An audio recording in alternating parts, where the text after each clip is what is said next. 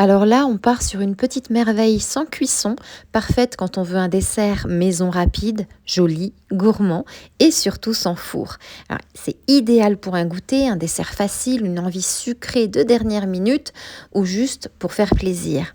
Deux ingrédients et un résultat qui fait toujours son effet, clairement le type de dessert sympa pour la fête des amoureux ou toute autre occasion.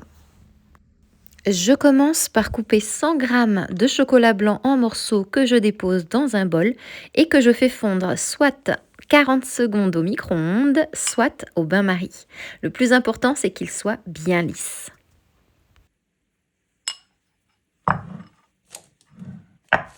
Je le verse ensuite dans une poche à douille que je mets dans un verre pour qu'elle tienne bien droite. C'est une astuce toute simple, mais ça évite d'en mettre partout.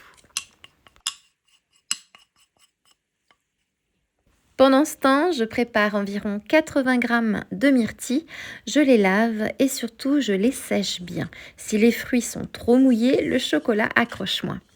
À côté, j'ai imprimé un cœur, peu importe la taille que tu choisis. Je place mon modèle sous une feuille de papier cuisson et je dessine la forme par-dessus.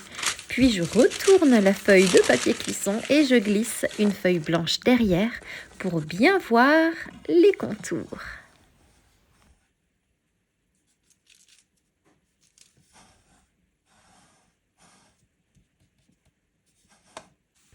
Avec la poche à douille, je viens redessiner le contour du cœur en chocolat blanc, puis je fais des zigzags sur toute la surface.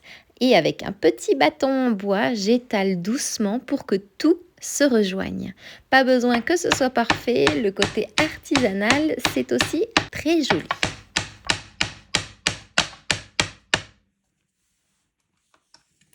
Maintenant, je pose mes myrtilles sur toute la surface et j'appuie bien. Le but ici, c'est qu'on les voit de l'autre côté après, car ici, on travaille à l'envers. Je mets le tout au frigo 10 minutes, juste le temps que le chocolat prenne. Et ensuite, je retire délicatement le papier cuisson, je retourne le cœur et là, le résultat est déjà superbe.